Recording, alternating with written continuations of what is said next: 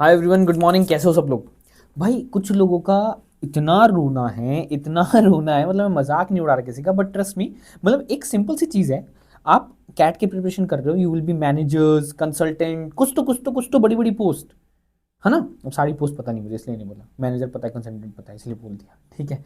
तो मतलब कुछ तो बड़ी पोस्ट। एंड अब लोग आते हैं मेरे पास रोते रोते, भैया भैया भैया भैया भैया भैया, एक मॉक में रिजल्ट आ गया। अच्छा, दूसरे मॉक में नहीं आया भैया, तीसरे में भी नहीं आया भैया, चौथे में आ गया भैया, फिफ्थ में नहीं आया भैया, सिक्स्थ में आ गया। ये क्या हो रहा है भैया, समझ नहीं आ रहा है भैया। अरे भाई, आपको ये समझना ज़रूरी है, आपने जिस भी कोचिंग के मॉक लिए हैं या जहाँ से भी मॉक्स लिए हैं आपने, तो भाई उसका, अब मान लो मैं एक इंस्टीट्यूट हूँ, आपने मुझसे मॉक्स लिए हैं, ठीक है? मैं हूँ नहीं, कुछ बता रहा हूँ बस।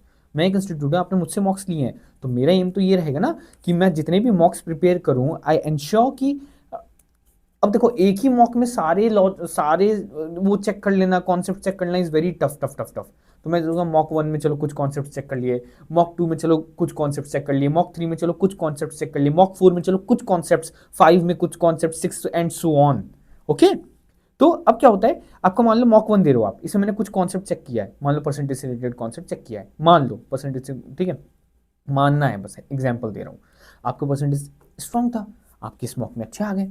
अब इसमें मैंने क्या किया, मैक्सिमम ज्योमेट्री के क्वेश्चन पढ़ती है मॉक टू में, ज्योमेट्री आपकी वीक थी, परसेंटेज ड्रॉप हो गया। आप कुछ कह रहे भैया मॉक वन में तो 90, मॉक टू में तो 60, व्हाट इज दिस भैया, क्या हो रहा है? मैं तो रोऊंगी, अब मैं तो रोऊंगा, वहाँ आंसू आ रहे भैया, पूछ दो, सिंपैथी दो। अरे भाई, आपने एक ही कोचिंग के मॉक्स लिए हैं, तो वो तो ये टेस्ट करेगा ही ना कि आपके सारे कॉन्सेप्ट क्लियर है कि नहीं। एक, दो, तीन, हो सकता है किसी में मॉक में वो सब बैलेंस्ड रखे, लेकिन वो थोड़ा टफ हो जाएगा, क्योंकि बैलेंस रखेगा, सब मिक्स करेगा, तो क्वेश्चंस जो है सब मिलकर आएंगे, है ना? तो इसीलिए मैं कहता हूं बार बार, यार मॉक्स देने के बाद मॉक्स का एनालाइज करना, मॉक्स को एनालाइज करना, मॉक्स की एनालिसिस बहुत बहुत बहुत बहुत बहुत इंपॉर्टेंट है।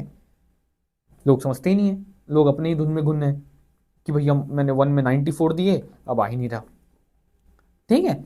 और ट्रस्ट मी, अगर आप सीरियस कैंडिडेट हो तो आप ये इशू फेस नहीं करोगे।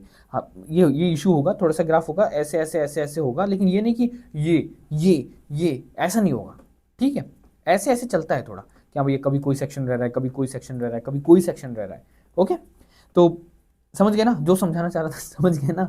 मैं समझाते समझाते एक अलग ही जोन में चला जाता हूँ, ठीक है? मैं क्या समझाना शुरू करता हूँ, कहाँ पे एंड करता हूँ, मुझे खुद नहीं पता रहता, क्योंकि मैं कोई स्क्रिप्ट लिख के नहीं आता यार। मेरा अपना रहता है कि हाँ भाई, जो भी मेरा एक्सपीरियंस रहा है वो मैं आपके साथ शेयर करूँ, ठीक है? या फिर जिनसे भी मैं बात कर रहा हूँ। तो क्या बात कर रहे थे यार हम इस उसमें, कि हाँ, मॉक्स इसलिए रोना नहीं है कि एक मॉक में अच्छा है, दूसरे मॉक में नहीं है, जिसमें नहीं आया उसमें अपने अपनी वीकनेस को फिगर आउट करना है कि अच्छा, हमारी क्या कमी है इसमें। अच्छा, हमारी ये कमी थी, ठीक है, we will work on this weakness, I will work on this कमी, and I will improve it. ठीक है? सिंपल सी चीज़ थी, समझ आ गई होगी। अब रोगे नहीं, ध्यान दोगे। अगर मान लो मॉक टू में आप, मॉक वन में अच्छा है, मॉक टू में अच्छा नहीं आया, क्यों नहीं आया, दिखना है। या फिर ऐसा भी हो सकता है कभी कभी कि मॉक वन मॉक टू दोनों में सेम कॉन्सेप्ट हो, लेकिन लेवल ऑफ डिफिकल्टी थोड़ी डिफरेंट हो। लेवल ऑफ डिफिकल्टी मान लो आपसे मॉक्स में जो मॉक वन था उसकी थोड़ी सी medium, easy medium moderate type हो, सेकंड वाले की थोड़ा सा मॉडरेट डिफिकल्ट टाइप हो, तो आपको समझ आना चाहिए कि अच्छा यार, मुझसे मॉडरेट क्वेश्चन बन रहे हैं, लेकिन मुझसे डिफिकल्ट क्वेश्चन नहीं बन रहे हैं। ठीक है? ये सारी चीज़ समझनी चाहिए। इतना मैं समझ रहा हूँ कि कैट की प्रिपरेशन कर रहे हो, तो इतनी बेसिक अंडरस्टैंडिंग आप रखते होगे, खुद को एनालिसिस करके, खुद की एनालिसिस करके आपको मतलब इतना तो पता होगा। ठीक है? चलो, ओके देन, समझ गए ना? कोई डाउट हो तो कमेंट करना, मिलेंगे अगली वीडियो में। इस वीडियो के लिए इतने था यार, तब तक के लिए टाटा बाय बाय, अच्छे से प्रिपरेशन करो। टाटा टाटा टाटा।